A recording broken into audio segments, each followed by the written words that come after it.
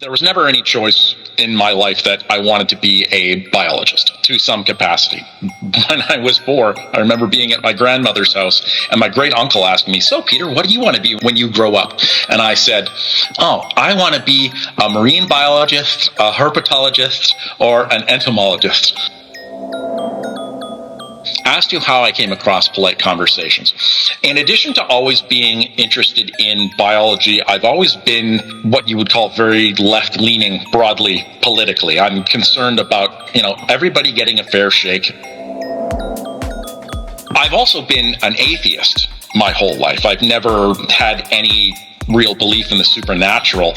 I wouldn't call myself an activist atheist. But at that point, I was alerted to the existence of Sam Harris. And even though I'd been an atheist my whole life, I'd never been part of the movement.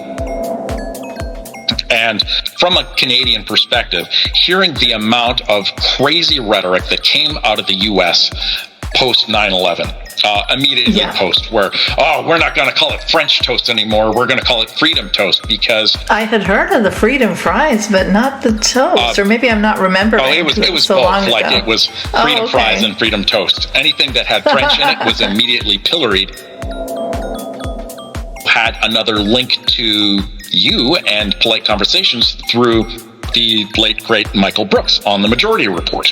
Right, yeah. And how he had been featured on an episode of your show. It's like, well, sort of like all roads kind of ended up coming to here. And listening to Thomas Smith podcast, he seems like a fairly reasonable guy. Maybe not quite as left-leaning as I am, more of a liberal than a leftist, but ultimately I didn't have fundamental disagreements with a lot of what he was talking about until I came across the Mergegate episode. Oh, wow. These progressive guys were like so hell-bent on denying and, shutting down people of minority backgrounds that were saying that actually, no, this hasn't been a comfortable space for me. It hasn't been a welcoming space. It sort of ties into a little to the classic aphorism, when you cut a liberal, a fascist bleeds, to a certain degree, in that there's so many people in similar demographics to me, like single white males, feeling disaffected or rejected by society at large. I have all sorts of pets that include like frogs, lizards, snakes, spiders. If it's cold-blooded, I've owned it. I've had several pet octopuses before that I've caught myself and brought back. What? Oh, yeah. The last time that I brought octopuses back with me, it's like, are you the guy that brought octopuses back last year? Yeah. Yeah, it's good. You can just go. It's fine. That's awesome. I have no clue about how to travel with an octopus, so I'm glad that you know what you're doing. At the very least, they tend to be quite quiet.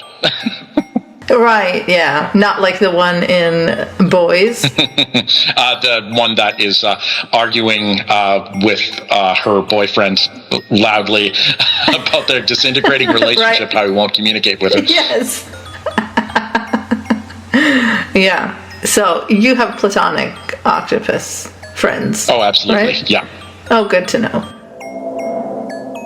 Jordan Peterson and lobsters. Oh, yeah. So, speaking as someone who does know a thing or two about arthropod endocrinology. That's so specific. Yeah, do tell me. Long story short, he's full of crap. Like he is about pretty much everything, really. I am shocked. Yeah. I think he's posted about ants before and about lobsters as an example of like how humans should structure their society. So tell us a little bit about lobster socializing. Okay. So lobsters don't really have much of a social life. They are territorial.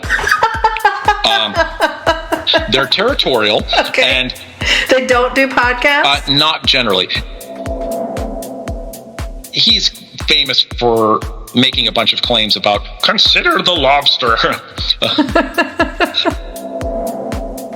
isn't it interesting how he's cherry-picked this theoretical example rather than consider the praying mantis? Sexual cannibalism is the natural way of existing. The females should eat the heads of the males with whom they mate so that their babies have a better chance of growing up. Yeah. Amazing. That's how I've lived my life.